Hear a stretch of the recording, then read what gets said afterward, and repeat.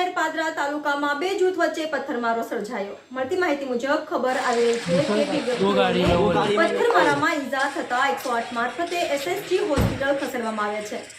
સિક્કાના બે પહેલુઓ હોય છે। જ્યારે અમારા રિપોર્ટરે એસએસજી હોસ્પિટલમાં જઈને ઈજા થયેલા વ્યક્તિઓના પૂછવામાં આવ્યું કે શું બનાવ બન્યો છે। વ્યક્તિએ જવાબ આપ્યો કે પેટ્રોલના પૈસા માંગવા બાબતે અમારે કોઈ જાતની દુશ્મની નથી। ચાલાકી કરીને કોઈએ વાતને ગોળ ફેરવી દીધી અને વાત હિન્દુ મુસ્લિમ કરીને માહોલ બગાડી દીધો। એક તરફ આચાર સંહિતા લાગુ છે, તોફાની માહોલ ખરાબ કરે છે, ખેર નહીં, પોલીસ કોઈને છોડશે નહીં।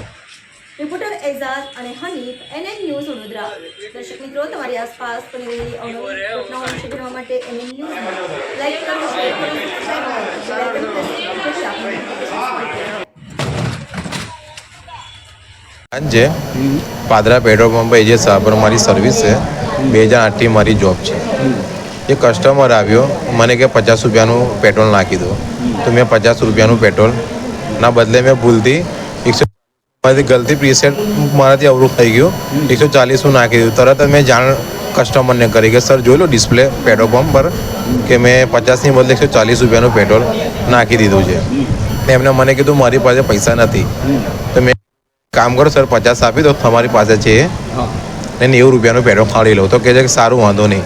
તો મેં કેમેરાની સામે જ છે, બધું દેખાય છે, 90 રૂપિયા પેટ્રોલ લીધું। પછી મને સાહેબ ડાયરેક્ટ આવું કહે જેવ્યો કે તું મિયો છે ને, કે તારું તને દેખાડું છું ખાલી 5-6 મિનિટમાં। તો તૈયારીમાં સર મતલબમાં બધાને બોલાવી દીધા, 20-25 ટોરાને।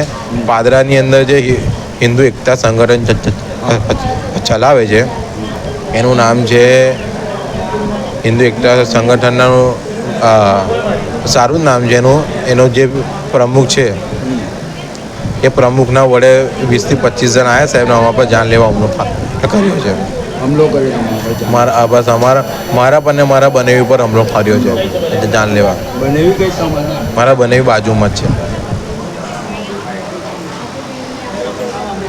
हाँ भाई, तुम्हारे को काय वास्ते मारा उन्होंने? बस मेरे भाई है, इनकी लड़ाई मतलब हाँ साल है, मतलब भाई है, मतलब बोलम चालू तो मैं इनको कोई दुश्मनी चाहती दुश्मनी कोई नहीं, बस मुसलमान मुसलमान यानी कौमी चलाया कौम ही चला है बीच में, दूसरा कोई बात नहीं।